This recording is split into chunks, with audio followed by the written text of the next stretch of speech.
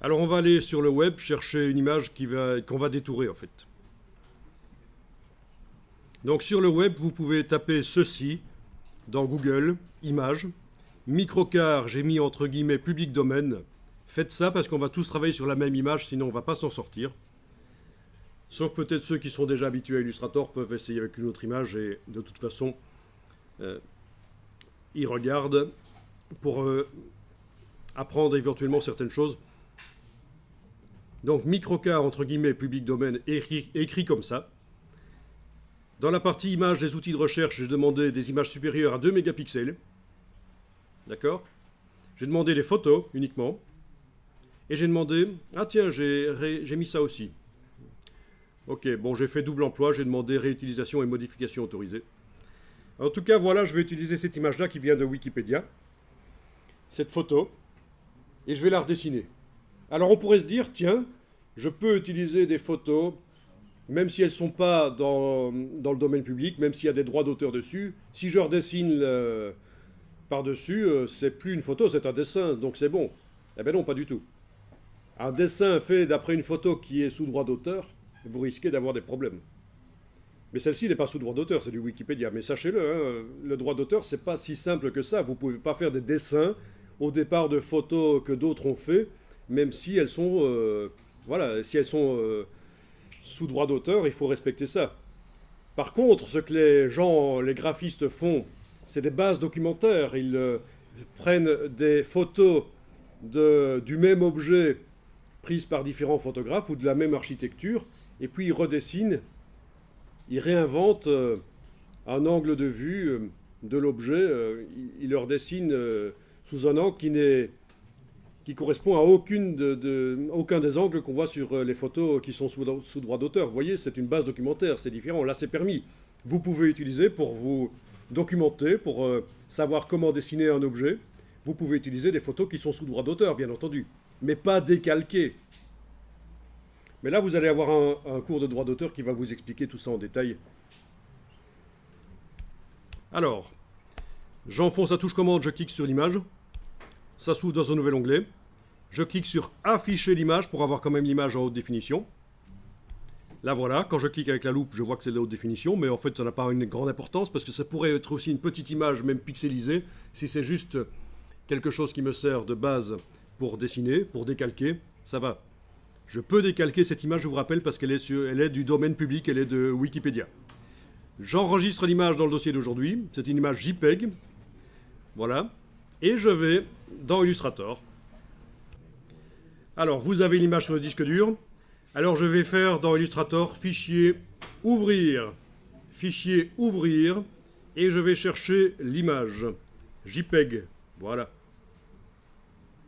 Dans le dossier B1A1, j'ai remis au bon endroit parce qu'elle n'était pas vraiment au bon endroit quand je l'ai enregistrée.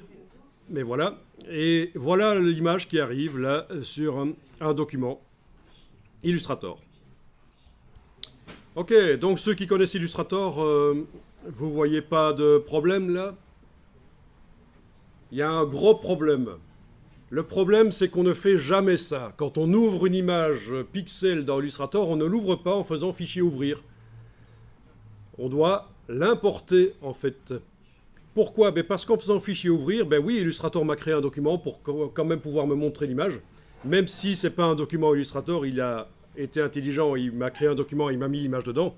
Mais, regardez ce qui se passe avec la palette nuancier, elle est complètement vide. Et c'est le cas de toutes les autres palettes.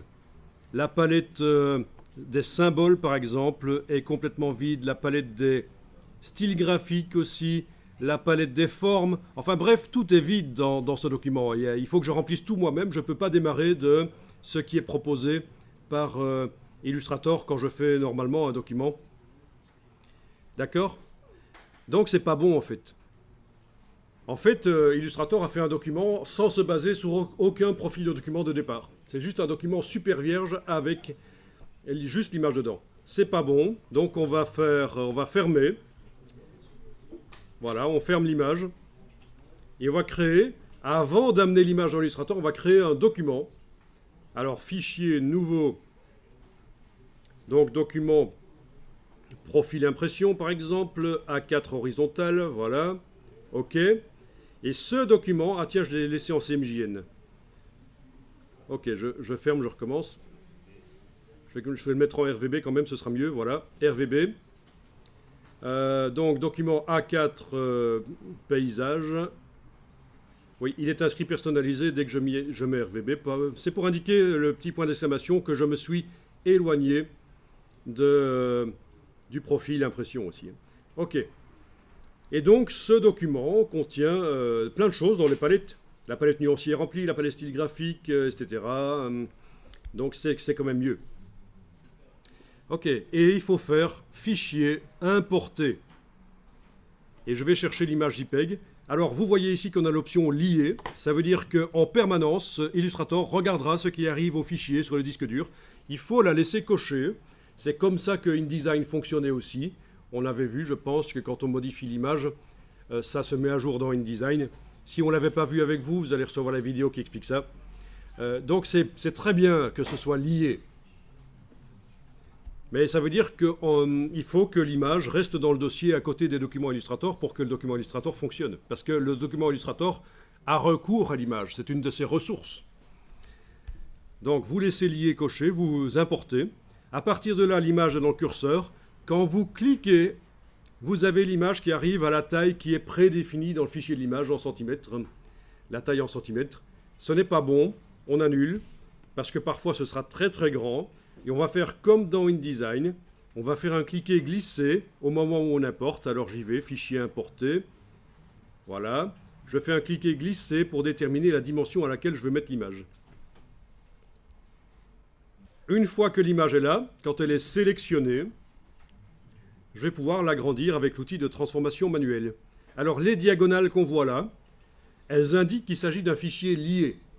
Que Illustrator regarde en permanence ce qui arrive au fichier sur le disque dur. Ça veut dire que je vais pouvoir ouvrir l'image dans Photoshop et lui mettre des calques de réglage, etc.